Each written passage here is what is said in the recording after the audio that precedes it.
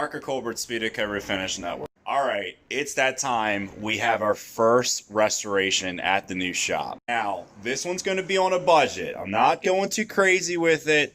We're going to cheap it out as much as we can. This is a really high mileage Del Sol, but it is worth saving. So, engine and transmission in decent shape. The throttle bearing makes a little bit of noise, but overall, this car just needs a good cosmetic overhaul, and we can really bring this thing back to life. You guys can see, he put metal tape over rust. Yep, that's not good.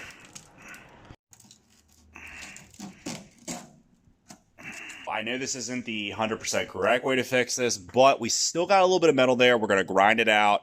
We're going to put some rust dissolver on it, wash that off, and then we're going to go ahead, we're going to pack it up with some reinforced glass filler. And everybody's going to say, oh, Marco, you're doing it wrong. You're supposed to cut out metal and weld in new metal. It's almost impossible to get patch panels for this car. So we're going to go ahead, we're going to cheap it out a little bit. We're going to use some long strand reinforced glass filler. Now, it's not a bad option, guys. Reinforced glass filler is actually hydrophobic, so it doesn't absorb water and it locks out water. So for a repair like this, where you still got a little metal, there, and you can't get a patch panel, for a repair this small, not a bad idea. Let's go ahead and pull this thing outside. Let's get started on the bodywork.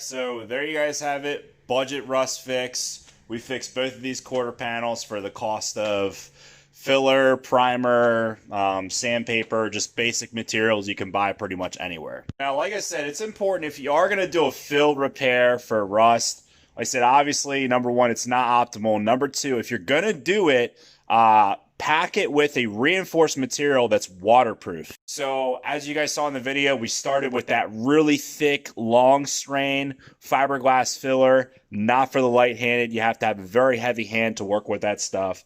Very hard to work with, but it dries solid as a rock. Then we went back over that with our short strain glass filler, and then our final coat was a coat of the high adhesion Speedokote spot putty to get that smoothed out. So hope you guys enjoyed the video. As you guys can see, got this car all apart. We're gonna get back to working on this thing. Like, subscribe, new videos every week.